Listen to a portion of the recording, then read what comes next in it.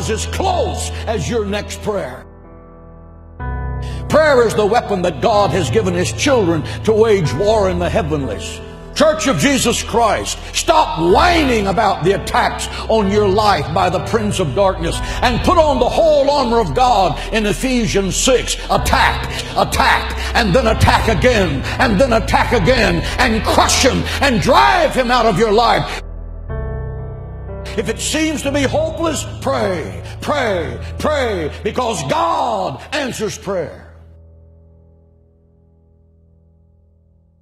Moses prayed, and the sun was arrested in its courses by the hand of God as Joshua crushed the enemies of Israel.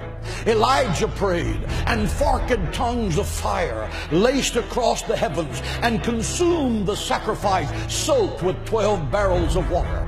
Hezekiah prayed, and I'm talking about Old Testament prayer right now. Hezekiah prayed, and 185,000 Assyrians that surrounded Jerusalem, promising to slaughter every Jew in the sacred city. The next morning, Hezekiah rolled out the letter that General Sennacherib had sent to him, mocking his God and mocking the people of Israel. He pulled out his secret weapon, prayer. He laid that letter before the Lord and said, God, your honor is at stake. Let God arise and let his enemies be scattered. Your word said, he that keepeth Israel neither slumbers nor sleep.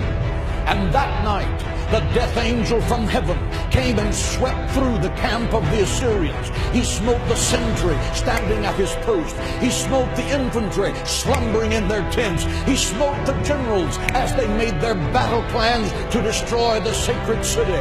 The next morning, when Hezekiah looked over the sacred walls of the city of Jerusalem by the dawn's early light, he saw 185,000 dead men, because the angel of God passed by that night. Why? Because one man knew how to pray. He stopped an army and turned the destiny of a nation around, and you can too. Because Satan is a defeated foe. Christ has given you the keys of death, hell, and the grave. You are a child of God, and the royal blood of heaven is flowing in your veins. You are destined to be more than a conqueror through Christ. Think like it, act like it, and talk like it every day of your life. And believe that God can do the impossible. Jesus said, my house shall be called a house of prayer. If you want power with God, learn to pray. If you don't know how to pray, you will never be successful. I have preached the gospel of Jesus Christ for 44 years. I have preached in football stadiums packed with 75 to 80,000 people. I have preached in the beautiful cathedrals of Rome.